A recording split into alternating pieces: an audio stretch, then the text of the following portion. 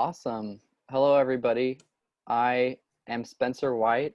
I'm joined by my classmate and colleague, Austin Murray, today to satisfy our requirements for this semester of musicology and music history with Dr. Reba Wisner to satisfy our UnEssay project. And we have the great honor and privilege of interviewing a real hidden gem of Columbus State, our Dean of Libraries, Dr. Alan Karass. Oh, thanks. I'm honored. Yeah, thank you for joining us.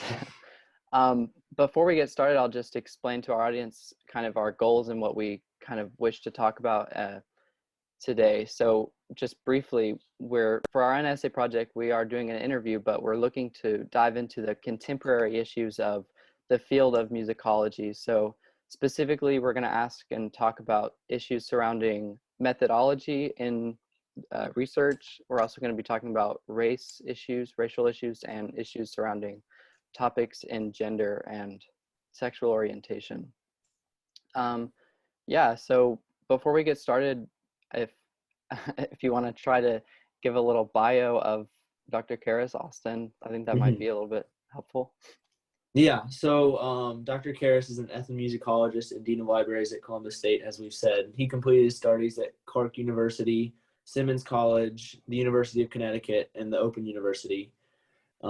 He focuses his research on issues in festivity, music, and identity in Tunisia, and his chapter, Identity, Music, and Festivity in Southern Tunisia, appears in the Handbook of Musical Identities published by Oxford University Press. Cool. Thank Great. you. Thank you. So yeah, a little bit additional background. So my master's in musicology, my second master's degree from the University of Connecticut, I worked on the music of Telemann. So that's sort of where I have lots of interest in musicology. So when I needed to write a thesis and work on a final project, I really was interested in Bach. And my advisor said, no, you can't work on Bach. No, there's nothing left to be done in Bach, which is not really true.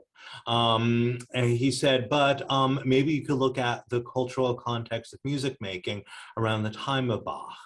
And that led me to Telemann. And in narrowing it down, I looked at the funeral cantatas of Telemann, which actually got me back to Bach.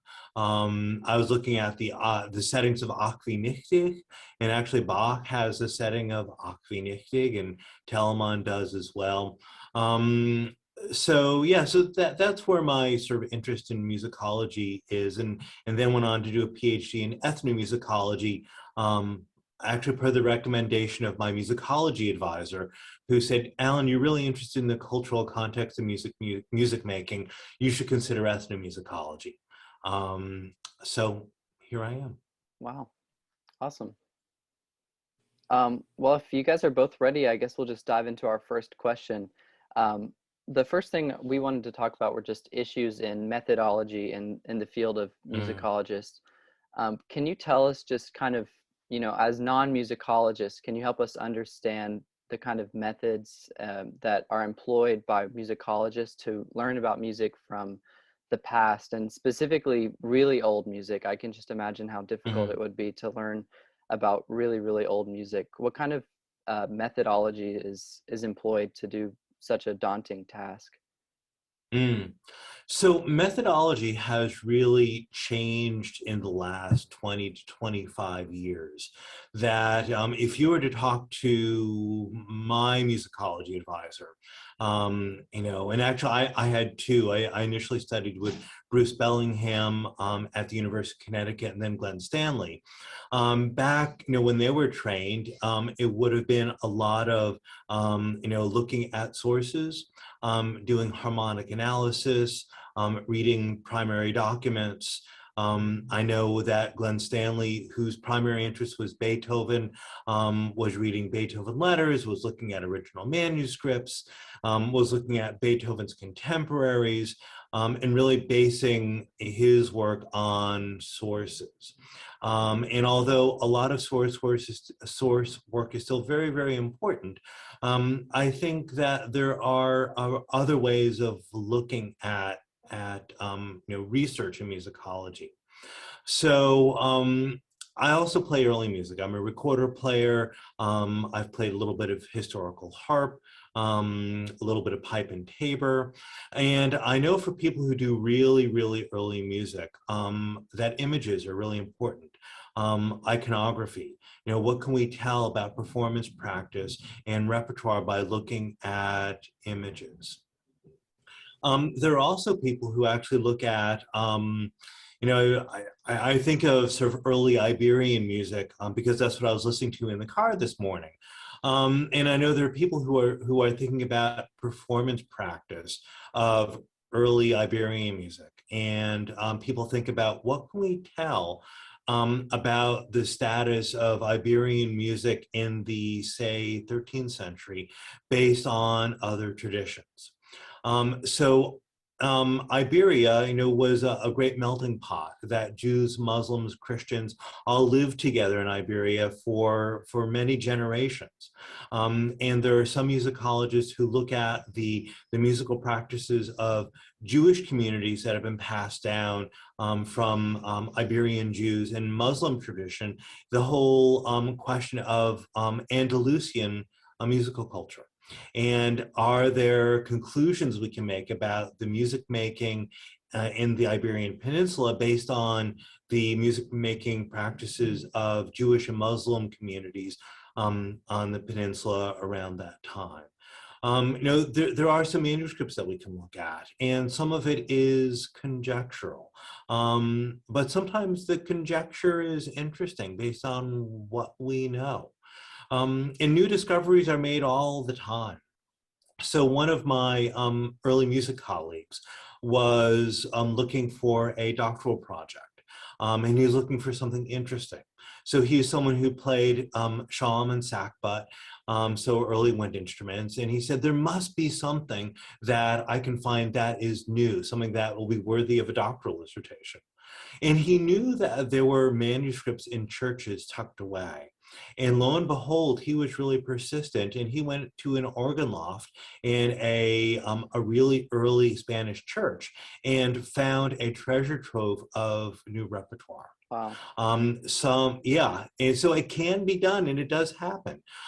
So he was persistent, and there was some brand new repertoire, as well as copies of things that existed elsewhere. So he had a great doctoral project. So not only could he compare the repertoire that was duplicated in other sources, but he could also look at the new repertoire. And there are issues of transmission, and of repertoire and of instrumentation. Really, it's enough ammunition for a lifetime worth of work. So the original question, sort of methodology. Again, iconography, looking at pictures, the traditional work of sort of looking at primary documents, looking at letters and actual sources. For people who are doing musicology and doing more contemporary themes, you can go and you can actually interview composers. Nothing would stop you from going and talking to, trying to think, Jennifer Higdon. I think one of the more popular contemporary youngish composers, and actually doing research based on actual interviews and time spent with contemporary composers. The technique that ethnomusicologists use is interviewing everyone involved. So, if you were playing one of Jennifer Higdon's works, there'd be nothing stopping you and nothing that would be invalid about talking to performers and talking to audience members about, reception of their work, talking about people who do administrative work for symphony orchestras, and thinking about what are the programming issues of scheduling someone like Jennifer Higdon.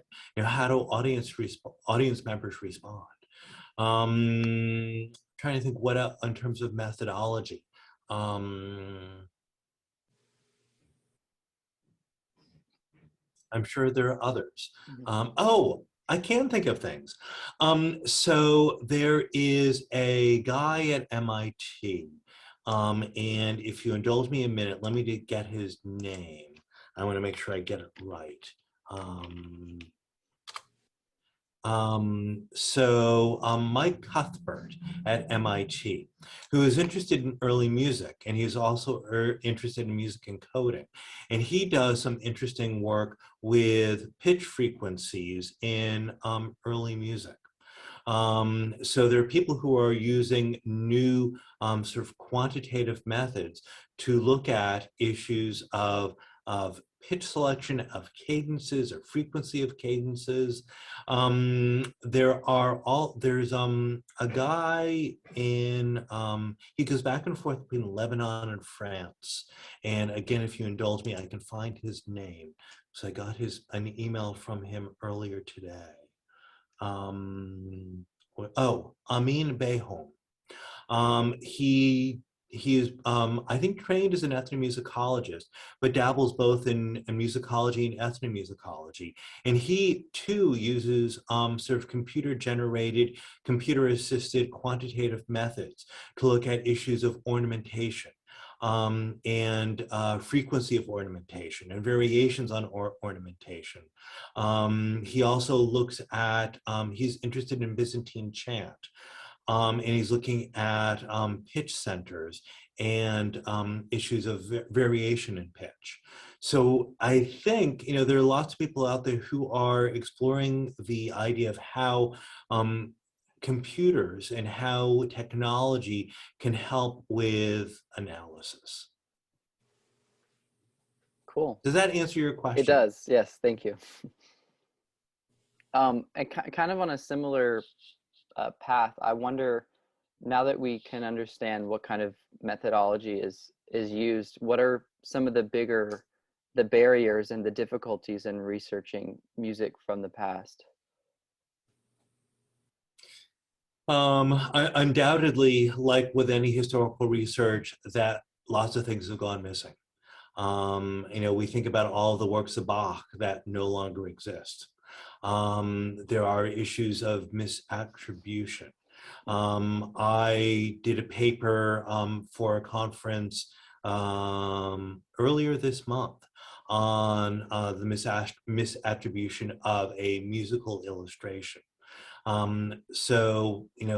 There's not a whole lot we can do about it except to continue to do research and to look at sources and do it critically.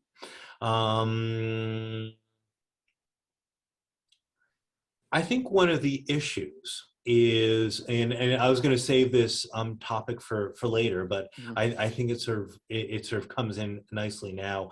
I think most musicologists and ethnomusicologists, the primary thing on our minds is the issue of decolonization of the field and of the curriculum. And I think the thing that everyone's grappling with, that in terms of methodology, how does this impact us?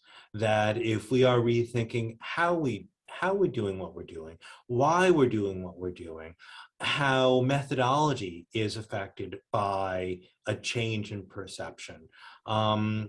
This is the thing that we're going to be thinking about for a while, is methodologies sort of all based on a Western white European perspective of higher education, of the university, of the field. I'll give you an example. So, as Austin, told everyone for prosperity, that, I do work in Tunisia. My interest is in issues of identity, politics, and festivities. And I do research on a little town in southern Tunisia, Duz, at the edge of the Sahara Desert. The people in Duz it's an ethnic group called the Marazig, and they see themselves as being Bedouins, even though they lead sedentary lives. They do not travel the desert. People live in real concrete homes. They have running water and electricity, and internet service, and everyone has a mobile phone. Most people will have either a motorbike or a car. It's a fairly modern life, but their identity is as Bedouins. So I was doing my research, and I'd been at it for a little while, for at least 3 or 4 years. and someone said, Alan, you need to talk to one of the best known musicologists in the country. His name will come to me, Zuhair Guja. You have to talk to Zuhair. And I said, sure, I'm happy to talk to him. So I scheduled a meeting through a friend. We went out for coffee, and I explained my work. And he listened to what I was doing, my methodology, and he said, Alan, what you're doing is all wrong, that there is no validity to what you're doing, and you really even shouldn't be doing the work that you are doing. And I said, that's interesting. Tell me more. And it was his understanding and his belief, based on his training, that you really can only study the music of the culture you're familiar with, that there are all of these sort of subtle symbols and nuances and representation that only a person who is of that culture can describe and has the right to describe. And he thought that my attempt to go and to spend time in Tunisia and to study the festival and to bring a Western perspective or a Western understanding from Western methodology, he said, Alan, there is no validity to this, which is really interesting. And, it wasn't going to stop me. I was, halfway through my dissertation fieldwork, and I wasn't going to throw it all in and go get a job at Home Depot. But it did make me think is, how can my perspective be changed by the idea that, maybe there's something compelling about Zuhair's idea? Are there things that I'm going to miss? Are there going to be things that I misinterpret? What am I bringing to the table by bringing my white Western privileged perspective of ethnomusicology to this festival in southern Tunisia? So this is an example of sort of like rethinking methodology. I think there are lots of people in musicology and ethnomusicology who are thinking about, what does this mean? How do we decolonize the curriculum? How do we decolonize methodology? How do we recraft ethnomusicology so it is a more objective, I shudder to say a little bit more scientific, but at least more open-minded discipline. And I think for musicology, it is much the same. Bringing this context of the cultural context of music making. Is there a different way we can look at methodology? Is there a different way we can look at our findings? So it is interesting, useful, and represents the time, the society from which the music came, and maybe opens up to a broader perspective of what it means to study music and make music. Great.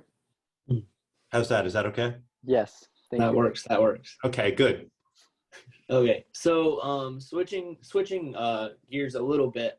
In preparation for our interview today, we took a look at Guido Adler's 1885 book, The Scope, Method, and Aim of Musicology. And in this book, he splits the scope of musicology into two categories, being historical and systematic. Adler explains that looking at music historically groups composers and pieces into periods and nations, whereas looking at music systematically analyzes the music based on its harmony, tonality, and compositional properties. Is this binary definition of the scope of musicology still accepted as standard today, or have other methods of study in the field of musicology emerged outside of these two categories? I think, like lots of other ideas in musicology, that Guido Adler had a time and place, and there are elements of this that are still interesting to look at. So I think about my time with Telemann. And we think of Telemann as being a sort of a late Baroque composer. And if I put on my Guido Adler hat, thinking about, time periods, and thinking about, Telemann in relationship to Handel and Bach, and, thinking about the Adler perspective and the systematic perspective,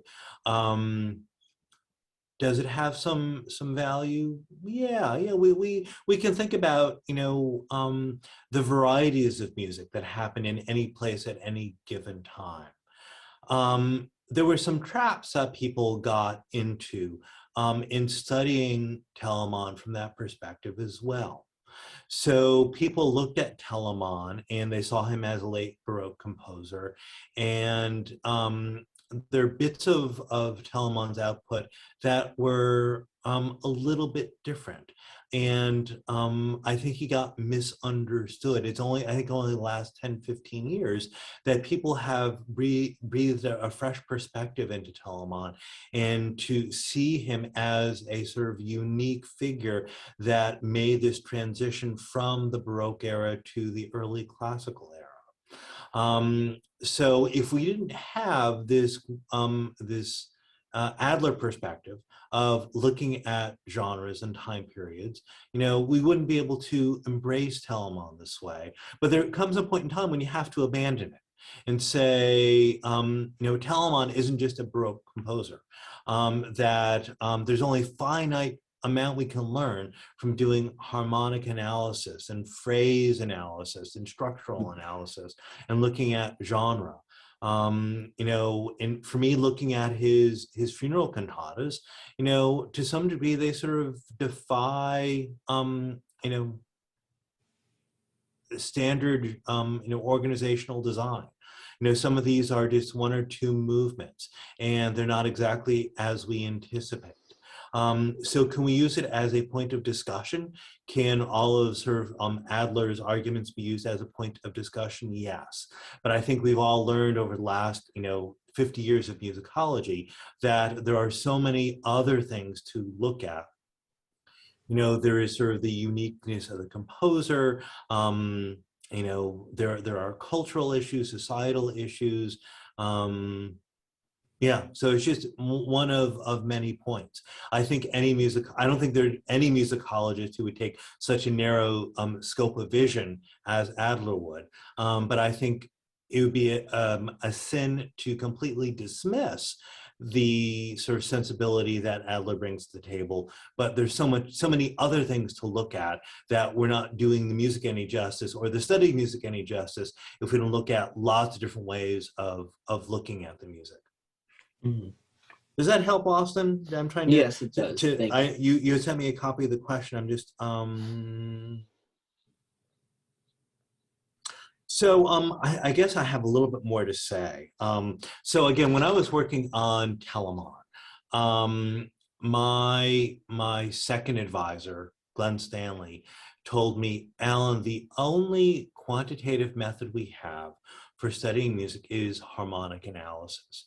You have to do a complete harmonic analysis of all of the cantatas. Not only will it sort of provide more insight into how these works are constructed, but in order to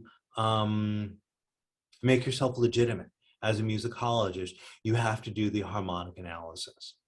I did. It was really painful. There are 21 funeral cantatas.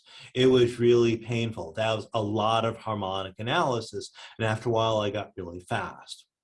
Did it reveal some interesting things about the cantatas? Yes, it did. Did it tell me everything that I needed to know? No. Could I have done a really, really good master's thesis without the harmonic analysis? Yes, I could have. There's so much about the cultural context of the funeral cantatas that I could have written, an entire master's thesis, and it could have been really interesting without the harmonic analysis. It is just one of many tools. So the thing that I came away really upset about, and I know things have changed in musicology since I completed that master's degree, is that there are a lot of people, especially from an older generation of musicology, who rely really, really heavily on harmonic analysis. analysis. It's important. It's an important tool, but I think it's just one of many tools. You can't only build a house with a hammer. It can't be done. You can't understand music just by looking at harmonic analysis. There are so many other things to look at. So just like, a builder has saw, nails, lots of other tools to build a house. I think musicologists need to understand that harmonic analysis is just one of many tools to study music. If you lean on it too much, then it's not a fair assessment of the music. However, if you ignore it, it's not a fair assessment of the music either. Right. I think I'm done. All right. Thank you. Okay. If you don't mind, I guess we'll shift gears here, moving to issues and racial issues in musicology.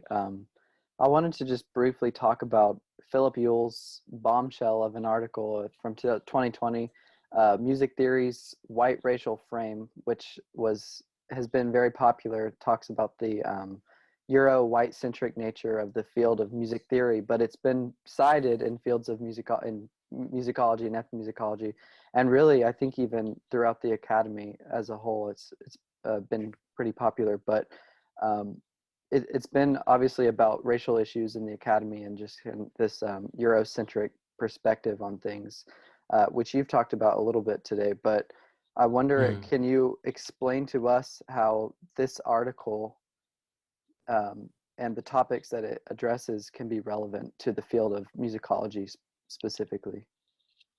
Sure. So, and I'm looking at our timer, and we have 9 minutes and 45 seconds left. We can always, if we run out of time, we can always restart. Right. Issues of race in musicology and ethnomusicology are really important. And I think as time goes on, it's going to be even more important that how do we include as many voices as possible in the study and understanding of music. Really our study of music does come from a white European perspective that went on for hundreds of years. The way we talk about music. I think about Susan McClary's important book, Feminine Endings. As part of the reason why she got a MacArthur Genius Grant, think about issues of gender in music. And there are so many subtle ways in which this Western European white privilege perspective has an impact. And I'm sure as time goes on, we're going to be seeing more and more of this. So, people are thinking about how do we remove the whiteness from these fields? How do we look at other ways of looking at the music? I don't think anyone has all of the answers right now. I think we are just sort of scratching the surface. One of the examples that I give when I teach comes from my class, Music in Columbus. And we talk about some of the early 20th century musicians who were making music in Columbus and Phoenix City, the Chattahoochee Valley, and we don't know much about their lives. Quite often, we don't have a real birth date. We don't have any birth records. We don't know much of anything about their lives, that they are typically under-recorded. The recordings that we have are not very well made. They weren't disseminated. They aren't really well studied. And the question is, why? Is because at the time, in the early 20th century, even the end of the 19th century, that the lives of Black musicians were not seen as having the same value as the lives of white families and white musicians. We look at, white musicians of the same time period. We have a birthday. We can see birth certificates. We have family histories. We have documentations of houses being bought and sold. We have, agreements, recording agreements. We know more about their lives. People were more eager to tell their story. Whereas for these African-American musicians, their lives were not documented because the Academy did not focus on the lives of these early African-American musicians. People were more focused on the Eurocentric music making and the settler music. So we're going to find that we have these gaps in music history that we're going to have to try to fill in. And as we study the music of African-American music making in this country. So Rhiannon Giddens, who you may or may not know, is a sort of contemporary, African-American musician. She is a graduate of Oberlin College, and she has researched music of the Black String Bands, and she has performed the music of the Black String Bands. And when I first heard her recordings, I got really excited. The music is just fabulous. And there's a direct connection between country music and the music of these Black String Bands. Sadly, the amount of information we have is negligible. That the lives of these early musicians, we know very, very little about. The recordings are very limited. The newspaper coverage in the end of the 19th century, early 20th century is negligible. Such a rich tradition that we have so little information about. We have some oral histories. We have some, information on people who studied with them. We have music passed down from one generation to the next, but really firsthand accounts of these musicians we don't have. So, the question is what lessons do we learn from moving forward? And again, I'm keeping an eye on the clock here. We have 4 minutes to go. So there's a related story that I'm going to tell. So I went to a symposium a couple years ago on archives, and specifically a archive associated with UCLA in Los Angeles that was really interested in documenting the lives of underrepresented populations. So reaching out to the Mexican community and the Vietnamese community and the Hmong community and said, you know what, at some point, someone's going to want to know their stories. They want to know about the history of the Hmong community in Los Angeles, or the history of the Vietnamese community or the Mexican community. We should collect their stories. We should do oral histories. We should collect photographs and video footage. And they got grant money to do so. And they realized that this is really problematic, that they reached out to a Vietnamese population and said, we want to document what your lives are like, and we want to sort of get a snapshot of the music you make, the food you eat, the clothes you wear, the lives you lead. And the people in the community say, archives, this is not part of our culture. That we are an oral culture. We pass it along from family to family. It is completely foreign to this. The idea, it is a white idea. It's a white European idea of going out and doing oral histories. And this was a game changer for these historians and anthropologists and librarians, thinking they're going out and doing a good thing by capturing these stories. Because if someone did this for the early Black musicians in the Chattahoochee Valley, we would have all this information. Right. But even for us, the idea of going and collecting these oral histories, this is a very white European, North American idea. So indeed, they were able to proceed with the project, but they actually changed the nature of the project was a little bit. They actually worked with community leaders to ask members of the Vietnamese community that it's really important that we save your story. How do we do this?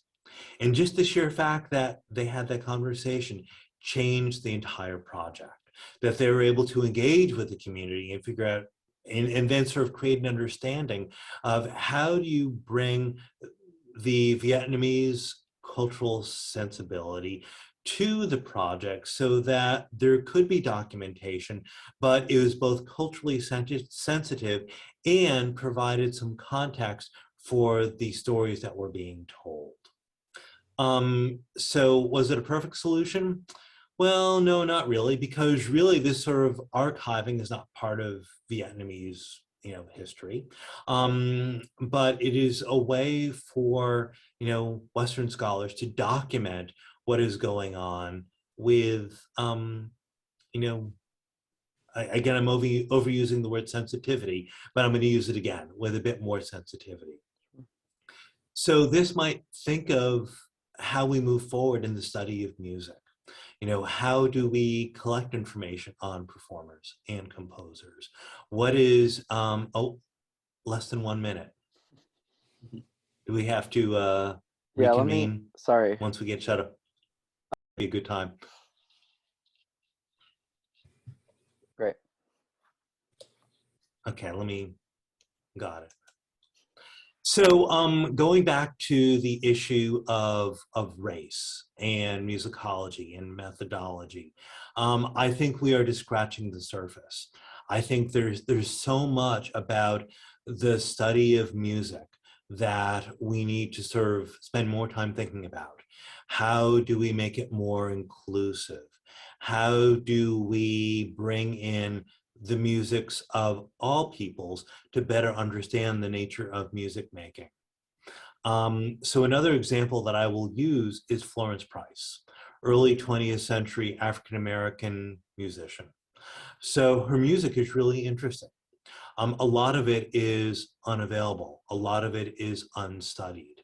There's so much music by white turn of the century musicians that we know about. We really could learn a lot about the early 20th century by looking to someone like Florence Price and studying her music, as well as everyone else who lived in the beginning of the 20th century.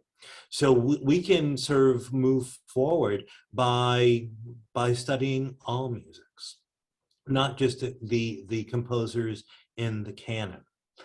I know one of the things that many teachers are using is, you do not have to teach sonata allegro form just by teaching the music of dead white composers.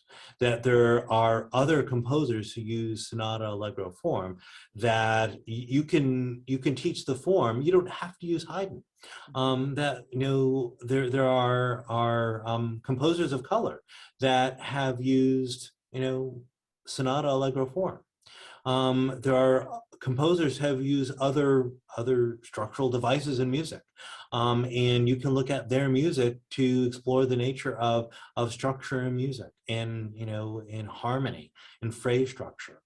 So I think as we move forward, we're going to be looking for more models of music. How do we explain music? What music can we look towards to help us understand the nature of music making? So I have a former colleague, Shirish Kordag, who was born in Uganda of Indian descent, who is he's a contemporary composer. So not only is he, technically African American, he's also Asian American. And there isn't a whole lot of his music that has been studied in terms of, contemporary American art music. Would he be a good candidate to look at? Yeah. By all means, there are lots of music that we can look at, and it's not just about repertoire, it's about methodology. And thinking about the recent writings on race and music, again, I think there are going to be lots of smart people out there who need to think about methodology. What do we do? How do we understand music that is outside of a white European tradition? Great. Thank you. What's next? Yeah, not a problem. I think Austin has some questions on issues surrounding gender. If you want to take it away, Austin. Mm-hmm. Yeah. So to start, we looked at another an article by Eugene Gates Mm-hmm. from 1994 entitled "Why Have There Been No Great Women Composers? Psychological Theories, Past and Present." And in that, it says, we know far less about female composers than we do about male composers. He explains this, that the reasons behind this lack of knowledge of female composers and artists are due to sexist social beliefs of the past. Beliefs such as the once prominent idea that men were naturally higher skilled and more motivated to achieve their careers than women, or the theory that women have the ability to use half of their brain as opposed to men who possess the power to use their entire brain. Are remnants of this inaccurate theory still visible today in the world of musicology? And can you tell us a little bit about how these types of sexist ideologies affect the history of music that we may know today? So, wow, that's a lot of stuff to unpack. I think we are slowly breaking away from the sexist, ideologies. I think as more and more new scholars are trained that are aware of the issues, that it'll get more equal. I think it is intrinsically difficult that the history of Western music has been written from this perspective, that the stories of women composers have been ignored, and that there is great music by women composers. And as time goes on, there'll be more understanding of this music. I think about the faculty members that I've had over the years, and there was really no one ever encouraging me or any of my classmates to look at composers that were not part of the canon, that were women composers. When I was an undergraduate, no one mentioned Fanny Hensel. It was not part of any repertoire class. No one ever mentioned Pauline Oliveros until I was, in graduate school. So as more and more, young scholars are aware of, all of the women composers that we know about, that's what it'll take. I've been trained by a generation of musicologists that were still embedded in this sort of sexist ideology. So I think I am sort of woke enough to sort of see that, there are lots of ways to looking at music. There are lots of different composers to look at, male, female, non-binary, transgender, multiracial. But yeah, it's there is vocabulary, there is methodology that sort of focuses on the maleness of the music making experience. I have an acquaintance who did work in amateur music making in Rhode Island at the end of the 19th century. And the perspective was mainly a male-dominated perspective. And I don't fault her work. Again, this is sort of the tradition that her mentors came out of. All I can hope that is that we see a new perspective on who is, who we can study in music, why we should study them, and understanding their place in society. I don't feel like it's a very good answer, Austin. That's okay. Yeah.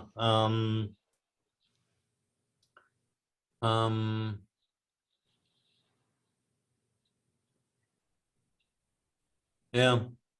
That's still very helpful. Yeah, Thank you. yeah, not a problem. I guess the other anecdote that I can give is so in my work in southern Tunisia, a lot of the work I've done has been with male musicians.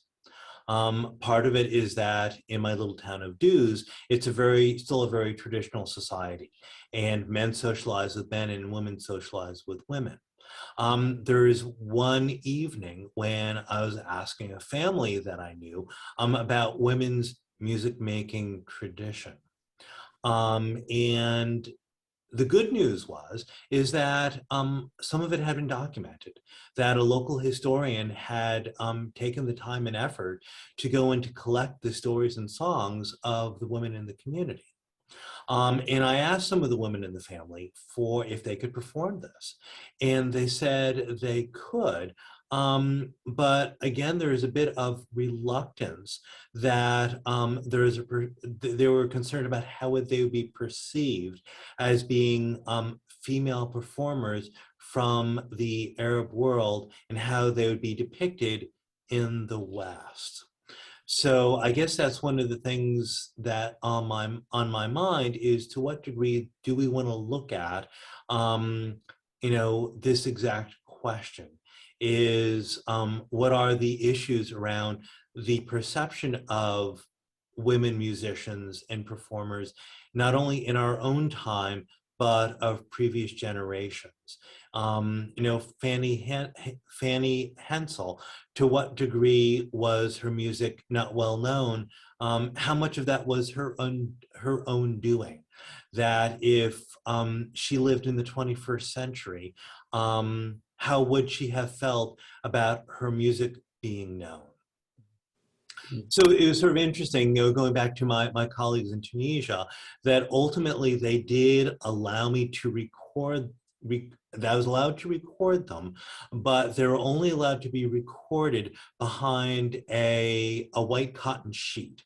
So I could hear them, I could sort of see their shadows, but they did not want their faces seen or identity known, not for any other reason, but for fear of how people in their own community would perceive them if word got out, if they performed for a white American scholar.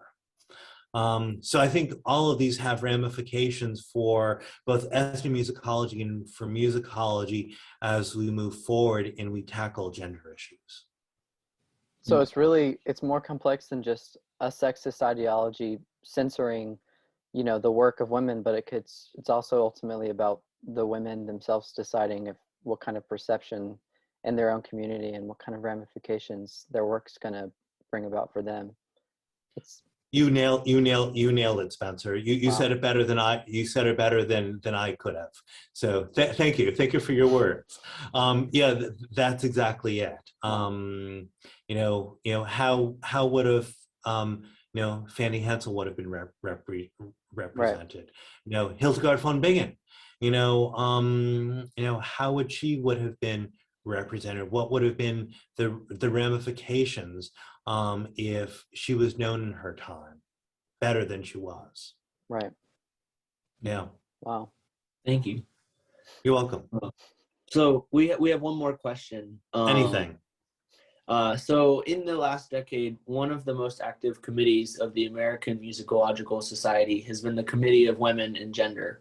Mm-hmm. The committee seeks to advance the status and representation of women in the society and in the discipline at large. Over the years, many of the committee's members have published works which do this, making issues in the field surrounding gender and sexuality something of a hot topic. What has led to this boom in academic research in these topics, and why is it important for musicologists to advance the representation of gender minorities? Mm-hmm. I think this is a reflection of sort of society in general and higher education and education in general, that we are much more aware of the issues of representation and equality and the vocabulary that we use. It is interesting that you go to Society for Ethnomusicology meetings or Society for AMS meetings, and you notice that the people who are in attendance are diverse. That you have people of all genders and all colors, But it is interesting that you look at boards of directors, and you look at, in higher education, you look at deans and provosts and presidents, and the higher up you go, the more homogenous these groups look. And the question is, what is the reason for this, and how do we change this? So the thing that is often on my mind is mentorship, that we need more people at the top who look like everyone else. I think it'd be a pretty radical statement to have an openly non-binary person as a university president. It'd be really interesting to have more women university presidents, to have more women, people of color, non-binary, transgender people on the executive boards of learned societies. It's sort of shocking that when you go to cultural organizations, that there's still lots of white men that are sort of in leadership positions. And I think they're there because there had been mentors for them. There are a growing number of people who are serving as mentors to African-American scholars and transgender scholars and non-binary scholars and Latinx scholars. But it's going to take more of these mentors in order to get more people of color and more diverse people in all ways, shape, or form into the academy and have them represented. One of the things that is on my radar is issues of neurodiversity. I heard a really good speaker at a conference a couple of years ago, someone who is on the Asperger spectrum, and said, okay, so we're dealing with gender equality and racial equality and all these other forms of equality, but ability and sort of identity comes in lots of different forms. And to what degree can it be addressed? There are people who are neurodivergent, people who don't understand the world like everyone else. So the speaker, I don't remember his last name, first name was Zachary, said, so here he is, he has a terminal degree. He is on the job market. And he said that he has lots of obstacles that are put in front of him when he goes for a job interview because he is neurodiverse. There's some things he has learned. He has learned that when someone extends a hand, he shakes their hand. But he said until the fact that someone sort of taught him social cues because of his being on the Asperger autism spectrum, there are certain things he did not get. He has a really hard time reading body language. And he said it is hard for him in his professional development to learn these things because there are very few neurodiverse mentors in higher education. So it's really interesting. And as a manager in higher education, I think about these things, that when I interview people, I think about, am I putting up barriers that I'm not aware of when I interview people? When I have initial interviews with people on Zoom, are there barriers that I don't perceive? So I was recently in a conference, a Zoom, it was a 4-month Zoom conference. It was a series of sessions every 3 weeks. And one of the ways they address this, having a conference on Zoom for people who are neurodiverse, is everyone who is participating had to identify themselves and also identify their surroundings. So people who are neurodiverse and didn't quite understand the context could have some words so they could put the speaker in context. For an example, if I were in the symposium room, I would say, "Hi, my name is Alan. I'm a middle-aged bald guy with beard and glasses, and I'm currently sitting in my office, and I'm wearing a floral shirt and a black polar fleece, and I'm wearing a headset." And this is what everyone in the room did, so that people who were neurodiverse in the room could have an additional way to sort of process stimuli and figure out the point of reference that the words were coming from. And I never would have thought about this. I never would have thought that having this sort of descriptor would have made someone's experience of this time easier. So I think there are lots of things we're learning about the human condition and how we are more inclusive. And I think it entails gender. I think it entails gender identity. I think it involves race. It involves learning styles and neurodiversity. Yeah. Well, So, so go and get to your original question, Austin. Can you repeat your initial question to make sure that I've covered everything that I want to say? Yeah. So, what has led to the boom in academic research in the topics of advancing the status and representation of women in the society and this at large? What's led to that boom, and why is it important for musicologists to advance this representation? Yep. So going back to the beginning parts of the question, I think there have been enough voices in the room. There have been some really well-respected scholars who have been sort of able to shake up the academy and say, look, you need to look at this.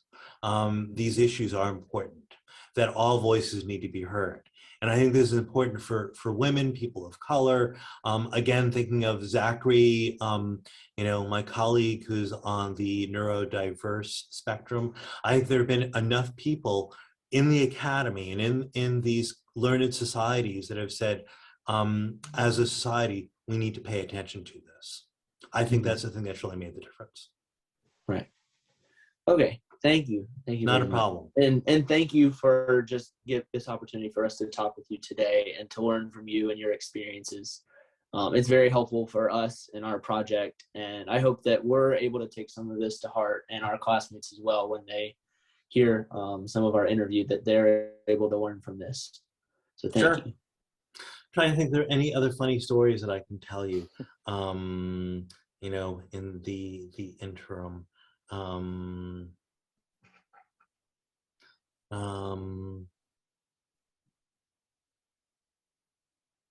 I can't. I think I've run out of funny stories for right now. I don't think I think of. All right. Yeah. Yeah.